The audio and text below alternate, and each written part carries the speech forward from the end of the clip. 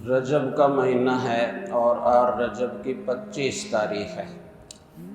27 رجب کے بارے میں مشہور ہے کہ 27 رجب کو رسول اکرم صلی اللہ علیہ وسلم کو معراج پر لے جایا گیا۔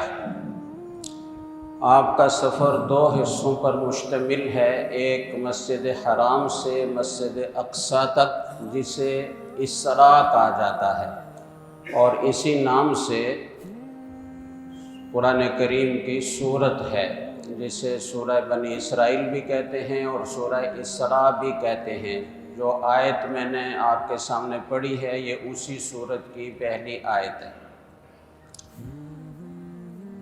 اس میں ذکر ہے مسجد حرام سے راتوں رات مسجد اقصیٰ تک رسول اکرم صلی اللہ علیہ وسلم کو اللہ تعالیٰ لے گئے۔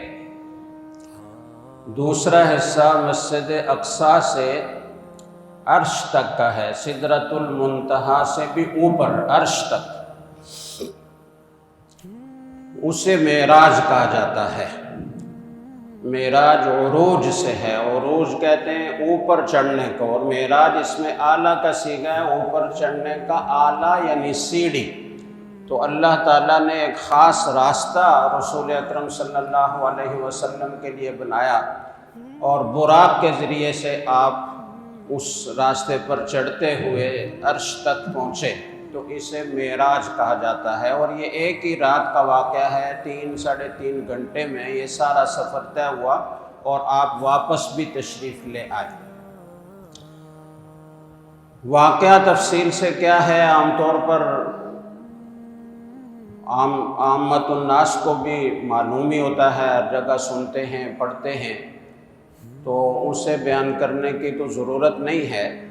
البتہ 2 مضمون بیان کرنے کی ضرورت ہے۔ ایک تو یہ کہ اس واقعہ معراج پر مستشرقین کی طرف سے اور ملحدین کی طرف سے کیا اعتراضات ہوتے ہیں، فلسفیانہ اعتراضات اس پر کیا کیا وارد ہوتے ہیں اور ان کے جوابات کیا ہیں، اور دوسرا اس واقعہ معراج سے ہمیں کیا کیا اسباق ملتے ہیں۔ فلاسفہ کی اصل میں 2 قسمیں ہیں، ایک فلاسفہ قدیم ہیں اور ایک فلاسفہ جدید ہیں۔ قدیم فلاسفہ یونانی فلاسفہ کہتے ہیں، اور ان کے بانی کو کہا جاتا ہے، اس فلسفے کو کہا جاتا ہے یہ ابرخس کا فلسفہ ہے۔ اور بعد میں جو وجود میں آیا جس کو اس وقت فلسفہ جدیدہ کہا گیا وہ فیثاغورس کا فلسفہ ہے۔ تو یہ جو قدیم فلاسفہ ہیں ابرخس، ان کے فلسفہ میں یہ کہا گیا ہے کہ 9 آسمان ہیں، اور یہ جتنے سیارے ہمیں نظر آتے ہیں، سورج ہے، چاند ہے، زحل ہے، مشتری ہے، فلاں، یہ سارے 8ویں آسمان پر ہیں۔ اور دوسرے جو فلاسفہ جدید ہیں، فیثاغور فلسفہ ہے، وہ یہ کہتے ہیں کہ آسمان کا وجود ہی نہیں ہے۔ تو لہٰذا ان 2 نقطہ نظر سے 2 اشکالات تو واضح طور پر سامنے آتے ہیں۔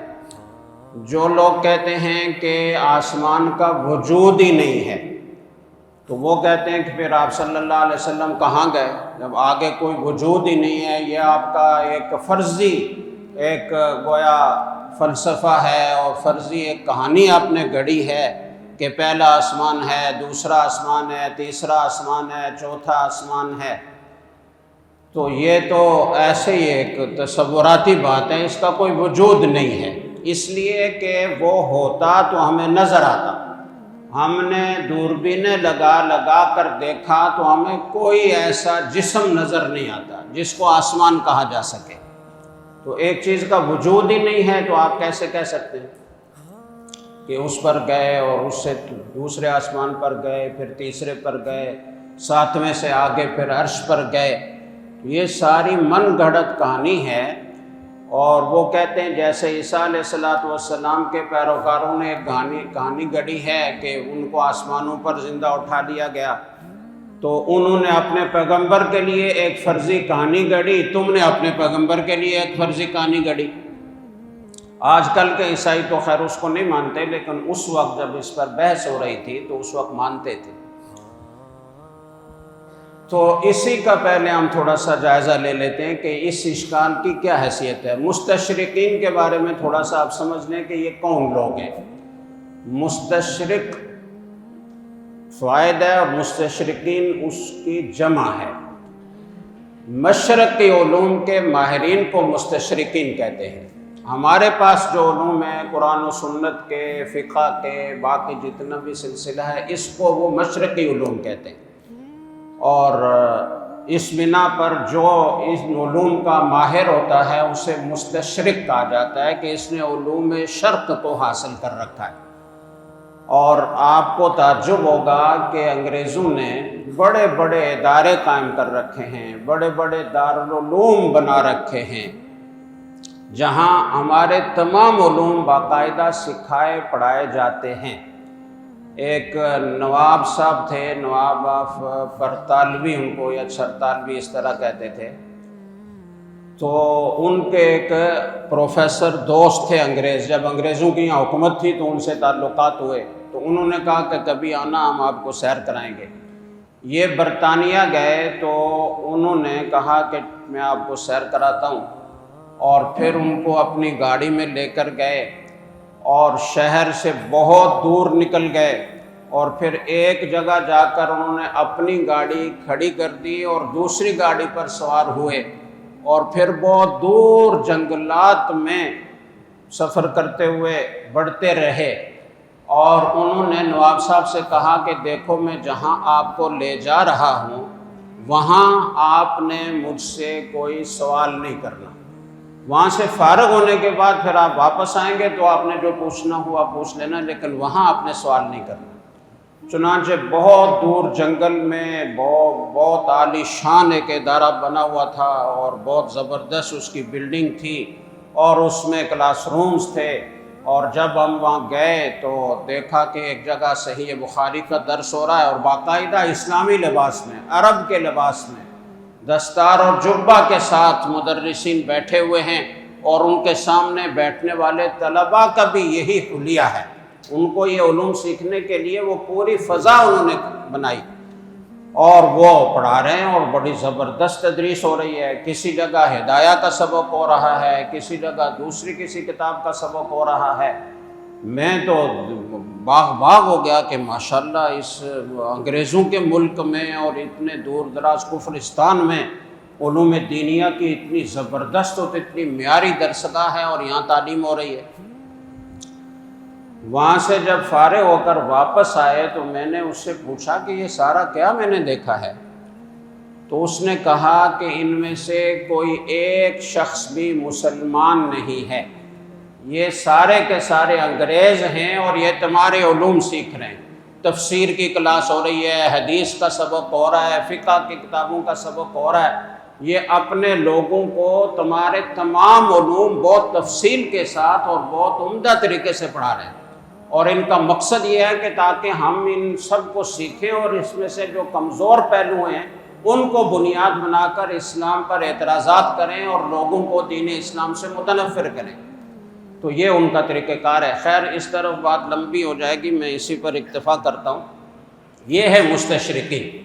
ان کی طرف سے جو پہلا اعتراض ہے وہ یہ ہے کہ تم جو یہ کہتے ہو کہ ایک ہی رات میں رسول اکرم صلی اللہ علیہ وسلم کو مسجد حرام سے مسجد اقصیٰ لے جایا گیا، پھر مسجد اقصیٰ سے عرش تک لے جایا گیا، پہلا آسمان عبور کیا، دوسرا کیا، تیسرا کیا، چوتھا کیا، پانچواں کیا، ساتواں کیا، اور سدرۃ المنتہا پر پہنچ کر جبریل علیہ السلام نے کہا کہ بس میری بس ہو گئی ہے، اس سے آگے ہم نہیں جا سکتے، آپ اکیلے جائیں گے۔ اس سے آگے آپ اکیلے گئے، اور عرش پر اللہ رب العزت سے ہم کلام ہوئے۔ تو وہ کہتے ہیں کہ اس کا تو کوئی وجود ہی نہیں ہے، آسمان کوئی موجود چیز ہی نہیں ہے، ہوتی تو ہمیں نظر آتی، ہمیں نظر نہیں آتی تو ہے ہی نہیں۔ تو اس کا جواب یہ ہے کہ آپ کی پوری زندگی مختلف مراحل پر آپ بہت ساری چیزوں کا انکار کرتے رہے پھر مانتے رہے، انکار کرتے رہے پھر مانتے رہے۔ آپ نے جو آنکھ سے نظر آنے والی چیزیں تھیں پہلے آپ نے صرف ان کو مانا، پھر دوربین ایجاد ہوئی تو اس دوربین سے جتنے تارے نظر آئے آپ نے ان کو مانا، پھر اس سے طاقتور دوربین ایجاد ہوئی، اس سے زیادہ چیزیں نظر آنے لگی تو آپ نے ان کو مانا۔ چنانچہ آپ نے دعویٰ کیا کہ ہمیں جو ظاہری طور پر چاند، سورج اور اس طرح کے سیارے نظر آتے ہیں، ان سے بہت زیادہ سیارے، تارے موجود ہیں۔ چنانچہ کہا گیا کہ 25,000 تارے ہیں اور یہ سارے آسمان سے نیچے معلق ہیں۔ آپ کا جو چاند ہے، یہ چاند اس زمین سے 2,29,00,000 میل کے فاصلے پر ہے، اور آپ کا جو سورج ہے یہ سورج 9,32,00,000 میل کے فاصلے پر، 9,32,00,000 میل۔ اور یہ سورج 1 گھنٹے میں جو بجلی پیدا کرتا ہے وہ ہے 4,480 من، 4,480 من۔ اور انسان نے جو مصنوعی بجلی تیار کی ہے پوری دنیا میں، اب اس وقت کے اعداد و شمار تو میرے سامنے نہیں ہیں، لیکن آپ 15-20 سال 25 سال پہلے کے اعداد و شمار سمجھ لیجئے اس کو، کہ ان اعداد و شمار کے مطابق پوری دنیا میں جو بجلی مصنوعی طور پر انسان نے بنائی ہے اور استعمال ہو رہی ہے، اس کا کل وزن ہے 6 چٹانک۔ اس کا کل وزن کتنا ہے؟ 6 چٹانک۔ اور آپ اندازہ کریں کہ اس پر کتنا سرمایہ خرچ ہوتا ہے، پھر آپ استعمال کرتے ہیں تو آپ جو بل ادا کرتے ہیں وہ کتنا ہوتا ہے۔ اس 6 چٹانک کے بل کو جمع کیا جائے تو کتنی بڑی مقدار بنتی ہے۔ یہ ہر گھنٹے میں سورج اس سے ہزاروں گنا زیادہ 4,480 من بجلی پیدا کر رہا ہے اور آپ اس سے استفادہ کر رہے ہیں، اور بغیر کسی بل کے مفت میں استفادہ کر رہے ہیں۔ خیر، یہ ایک پوری دنیا ہے کہ اللہ تعالیٰ نے اس کائنات میں کیا کچھ پیدا کیا، میں اس کو بھی یہیں روک دیتا ہوں۔ تو یہ جو دوربین ایجاد ہوئی طاقتور، تو کہا گیا، دعویٰ کیا گیا کہ 25,000 تارے اور سیارے موجود ہیں اس فضا میں۔ اس کے بعد اس سے طاقتور دوربین ایجاد ہوئی تو آپ نے کہا کہ نہیں، اس سے زیادہ ہیں، حتیٰ کہ آپ نے 1,00,000 کا دعویٰ کیا، 1,00,000 تارے موجود ہیں۔ اور جب اس سے زیادہ طاقتور دوربین ایجاد ہوئی تو آپ نے اس سے بڑی مقدار بیان کی، اس سے بڑی مقدار بیان کی، اس سے بڑی مقدار بیان کی، اور اب آپ کا دعویٰ یہ ہے کہ اس کائنات میں، اس فضا میں 1,70 کروڑ تارے اور سیارے موجود ہیں۔ 1,70 کروڑ۔ ہو سکتا ہے کہ اب کے تازہ اعداد و شمار اس سے زیادہ بتا رہے ہیں۔ تو آپ نے خود کہا تھا کہ جو چیز نظر نہیں آتی اس کو ماننا نہیں چاہیے، لیکن پھر آپ نے ایک آلہ ایجاد کیا، اس سے آپ کو اس سے بڑی کائنات نظر آئی، آپ نے اس کا اعتراف کیا۔ اس سے زیادہ طاقتور چیز آپ نے خود اپنے ہاتھوں سے بنائی اور اس سے زیادہ کائنات کی چیزوں کو دریافت کیا اور آپ نے اقرار کیا کہ ہاں ہیں۔ تو معلوم ہوا کہ ہر وہ چیز جو آپ کو نظر نہ آئے ضروری نہیں کہ وہ موجود بھی نہ ہو۔ انسان کے جسم میں بجلی موجود ہے، آپ کو نظر آتی ہے؟ نظر نہیں آتی۔ بات لمبی ہو جاتی ہے، لیکن ایک بہت مزیدار واقعہ آپ کو سناؤں۔ ہمارے اکابر میں سے حضرت مولانا شبیر احمد عثمانی رحمہ اللہ تعالیٰ نے فرمایا کہ بخاری شریف کا جو ابتداء وحی کی جو روایات ہیں، ان کی بعض چیزیں ہم اس کی مختلف توجیحات کرتے تھے، لیکن آج تو بڑے، یعنی اس میں یہ ہے روایت میں کہ رسول اکرم صلی اللہ علیہ وسلم کے سامنے غار حرا میں عبادت کرتے ہوئے جبریل علیہ السلام آئے اور انہوں نے آپ صلی اللہ علیہ وسلم سے کہا کہ اقرا، آپ پڑھیے۔ تو آپ نے کہا میں تو پڑھا ہوا نہیں ہوں۔ جبریل علیہ السلام نے آپ کو اپنے سینے سے لگایا، زور سے بھینچا اور پھر چھوڑ دیا اور کہا پڑھیے۔ آپ نے کہا میں پڑھا ہوا نہیں ہوں۔ پھر انہوں نے اس عمل کو دہرایا، 3 بار یہ عمل دہرایا اور پھر کہا اقرأ باسم ربک الذی خلق، تو آپ نے پڑھنا شروع کر دیا۔ تو سوال یہ پیدا ہوتا ہے کہ یہ جبریل علیہ السلام کیوں ایسا کر رہے تھے، اور پہلے آپ کہہ رہے تھے میں نہیں پڑھ سکتا اور آپ نے پھر پڑھنا شروع کر دیا۔ تو اس کی مختلف توجیحات کی گئی ہیں۔ ایک توجیہ یہ ہے کہ رسول اکرم صلی اللہ علیہ وسلم کو حضرت جبریل علیہ السلام نے بار بار اس لیے سینے سے لگایا اور دبوچا بھینچا کہ وہ صفات ملکی ان کے اندر پیدا ہو جائیں، اور جو اللہ تعالیٰ کا انتہائی ثقیل کلام ان پر نازل ہونے والا ہے اس کا تحمل ان کے اندر پیدا ہو جائے۔ تو حضرت مولانا شبیر احمد عثمانی رحمہ اللہ تعالیٰ فرماتے ہیں کہ میں ایک دفعہ اسپتال گیا اپنے علاج کے سلسلے میں، تو ڈاکٹروں نے مجھے عجیب کرشمہ دکھایا۔ انہوں نے مجھے ایک کرسی پر بٹھایا اور ایک ہینڈل سا میرے ہاتھ میں پکڑا دیا اور کہا کہ حضرت ہم آپ کے جسم میں اتنی بجلی داخل کر چکے ہیں۔ تو میں تھوڑا گھبرایا۔ انہوں نے کہا گھبرانے کی کوئی بات نہیں، آپ کو کوئی تکلیف نہیں ہوگی، کوئی نقصان بھی نہیں ہوگا۔ تو ان کے ساتھ جو خادم تھے مولانا صاحب، ان سے کہا کہ آپ ذرا ان کو ہاتھ لگائیے۔ ہاتھ لگایا تو کرنٹ لگا، زبردست قسم کا جھٹکا لگا۔ تو ان سے کہا کہ زور سے دبوچیے۔ انہوں نے زور سے دبوچا تو کچھ بھی نہیں ہوا۔ شروع میں دستے کو بھی اسی طرح ہوا تھا کہ ہاتھ لگایا تو ایک دم کرنٹ لگا۔ کہا ڈاکٹروں نے کہ زور سے بھینچیں، زور سے بھینچا تو کچھ نہیں تھا، اور کہا شاگرد سے کہ تم زور سے دباؤ تو پھر اس کو بھی کچھ نہیں ہوا، اور کہا کہ اب اتنی بجلی اس خادم کے جسم میں بھی داخل ہو چکی ہے۔ تو حضرت مولانا شبیر احمد عثمانی رحمہ اللہ تعالیٰ نے فرمایا کہ آج تو ایک بڑا مسئلہ حل ہو گیا۔ تو جبریل علیہ السلام نے رسول اکرم صلی اللہ علیہ وسلم کو زور سے کیوں اپنے سینے کے ساتھ لگا کر دبایا تھا؟ تو معلوم ہوا کہ صفات کی منتقلی میں زور سے دبانے کو بڑا دخل ہے، تو صفات کی منتقلی کے لیے دبا رہے تھے۔ جیسے زور سے دبائیں تو بجلی جسم میں داخل ہوتی ہے اور پتہ بھی نہیں چلتا، تکلیف بھی نہیں ہوتی۔ تو خیر بات دوسری طرف چلی گئی ہے۔ میں کیا کہہ رہا تھا کہ جو چیز نظر نہیں آتی تو کیا آپ اس کا انکار کر دیں گے؟ آپ کے جسم میں بجلی ہے، آپ کو نظر نہیں آتی، لیکن یقینی بات ہے کہ ہے۔ آپ جو ہوا لے رہے ہیں، آکسیجن، جس کے بل بوتے پر آپ زندہ ہیں، میرے اور آپ کے درمیان وہ آکسیجن موجود ہے فضا میں، لیکن نظر آتی ہے؟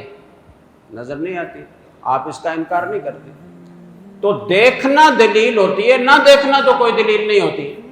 ہمیں ہمارے 1,24,000 پیغمبروں نے، پاک شخصیات نے، سچی شخصیات نے، اللہ کے رسولوں نے یہ بات بتائی ہے کہ 7 آسمان ہیں۔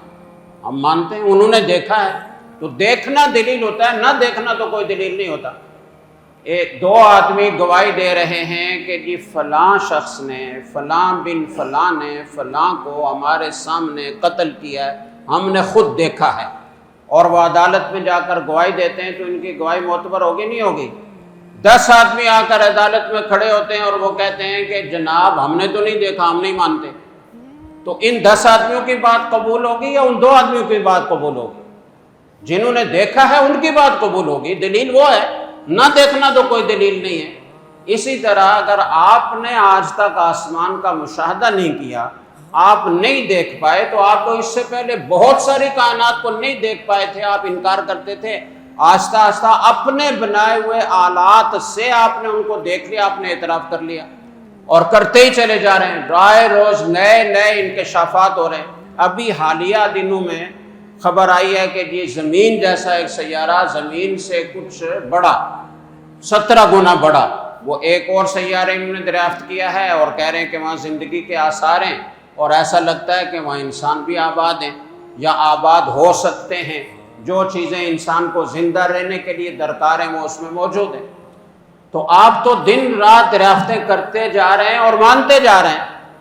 تو آپ کے اندر اگر اتنی صلاحیت ہے اور اتنے آلات آپ نے ایجاد کر لیے کہ ان سے وہ چیزیں جو کھلی آنکھ سے نظر نہیں آتی وہ نظر آ جاتی ہیں، تو اللہ کے انبیاء کو اگر اللہ تعالیٰ خود لے جا کر آسمانوں پر دکھا دے کہ یہ دیکھو یہ پہلا آسمان ہے، یہ دیکھو یہ دوسرا آسمان ہے، یہ دیکھو یہ تیسرا آسمان ہے، تو آپ کو ماننا پڑے گا. دیکھنا دلیل ہے، نہ دیکھنا تو کوئی دلیل نہیں ہے. بات ایک ہی بات پر ختم ہو رہی ہے، تو انشاءاللہ آئندہ جمعہ کو ان 2 3 4 اعتراضات ہیں بنیادی، تو میں ان کا خلاصہ آپ کے سامنے انشاءاللہ پیش کروں گا. وآخر دعوانا الحمدللہ رب العالمین.